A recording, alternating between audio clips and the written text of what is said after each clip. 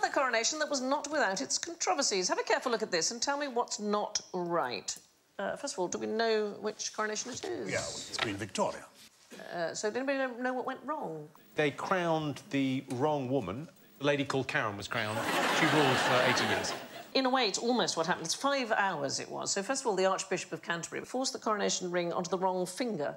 It caused her severe pain, and they couldn't get it off afterwards. And 3 years later, he did exactly the same thing at her wedding. He was just not ring-savvy, the Archbishop of Canterbury.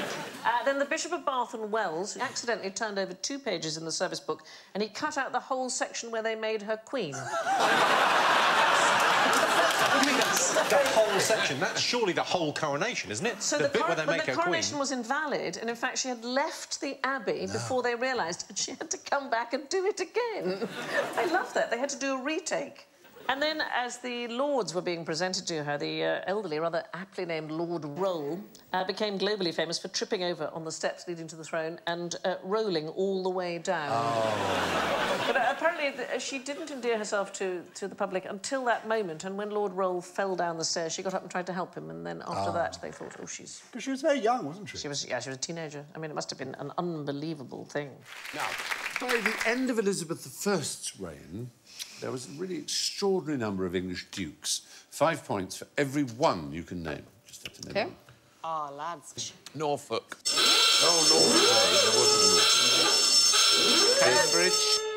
Cambridge? No. Hazard. Dukes of Hazard. Hazard?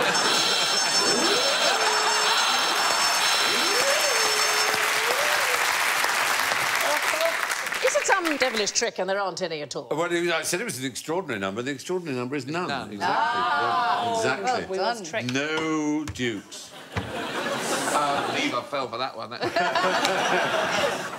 By the end of her reign, there were certainly no royal dukes, because royal dukes are issue of the monarch, essentially. And there weren't any, because Queen Elizabeth was a virgin queen who didn't marry.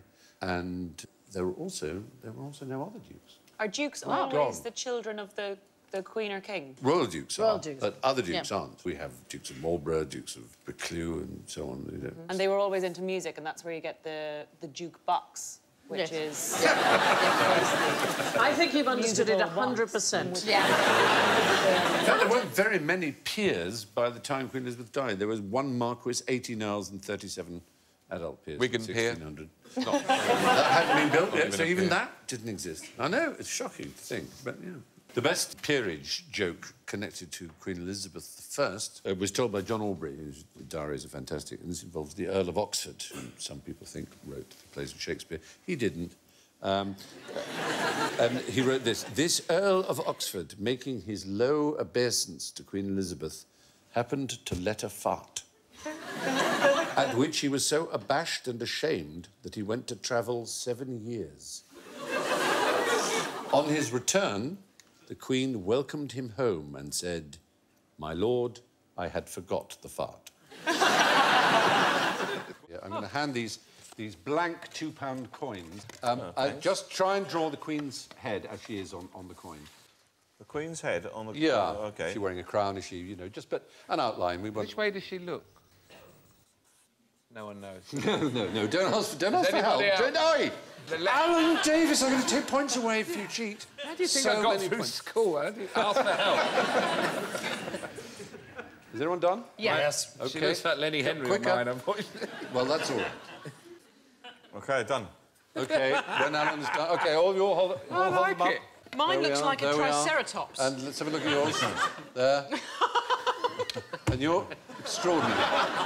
The point is, you've all, especially Bill somehow, you've all made the fundamental error that everybody makes in thinking she faces left. Oh. She faces right.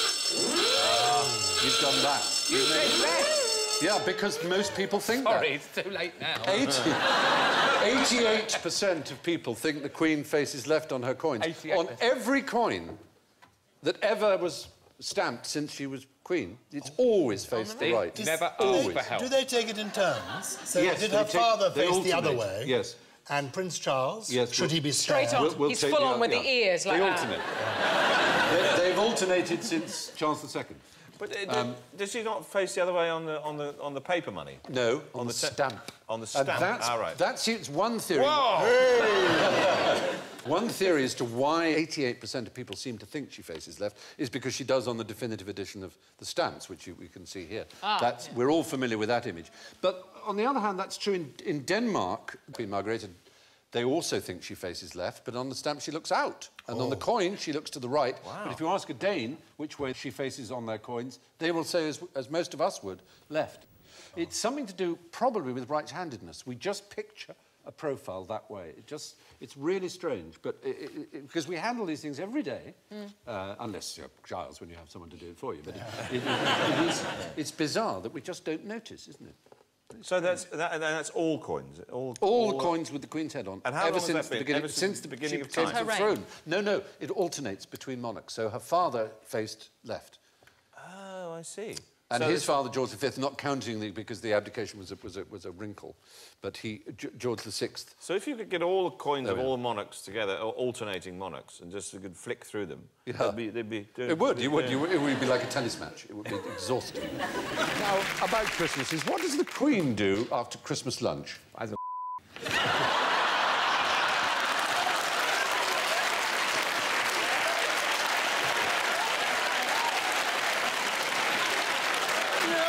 That's what everyone else does during the Queen's speech.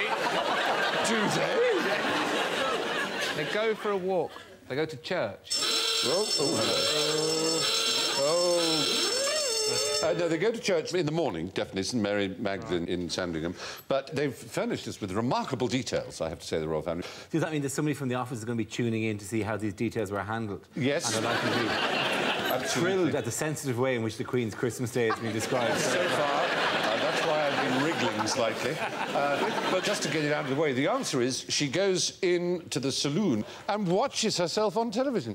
On Christmas Eve, right, they gather in the White Drawing Room at Sandringham around a 20-foot Christmas tree cut from the Sandringham estate. And I want to add here, at the risk of being booed, that I get my tree from the Sandringham estate.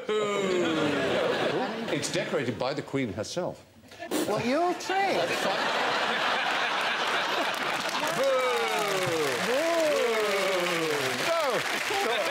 My tree, no.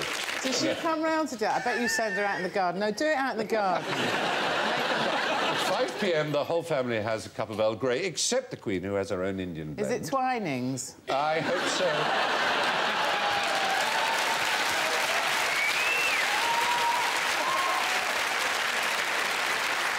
This is turning into a massive embarrassment all round. They have sandwiches, cakes and scones. At 6 p.m, they open presents. This is Christmas Eve, remember. Why do they open presents on Christmas Eve? Because they're all f***ing mad. No, because they're all f***ing German. It's a German tradition. Well, there you are. The Queen gives the signal. They give each other practical presents, it turns out. The Queen is said to have been delighted... With a gun. Oh, that's bloody brilliant! No, with a casserole dish and a gift-wrapped washing-up apron. I think it's one of those ones with tits on it. After Christmas Eve dinner, the Queen and the other female royals leave the room with the corgis. Prince Philip then serves port... Prince Philip then serves port or brandy to the male members of the royal family. Oh, for God's sake. Right. Well, that's tradition. It's tradition. They're wearing only loincloth. Exactly. If I told you this about an Aboriginal tribe, you'd say, oh, how interesting. So it's tribal behaviour, that's all. It's interesting, I think. They get stockings on Christmas morning. Philip gets stockings. No. Serving the brandy. No, this is next morning. They all have at the foot of their bed. He wears them all night. The family pulls crackers, but the Queen refuses to wear her paper party hat.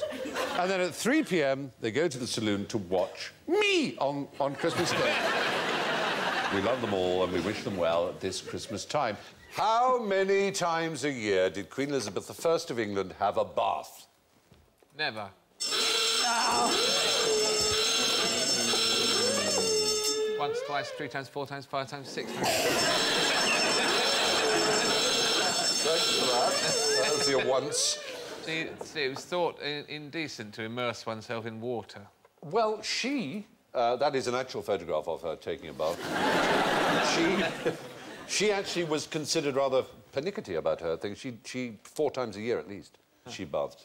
As the object says it, even if she didn't need one, she'd have one. In medieval England, though, baths were much more popular than we suppose. There are bathhouses in every town, but it was really the monks who didn't like it because they thought it led on to lewd behaviour. In fact, they knew it led on. Well, they knew it led on. Thank you for watching. Do remember to subscribe to the QI channel and click here to watch more videos.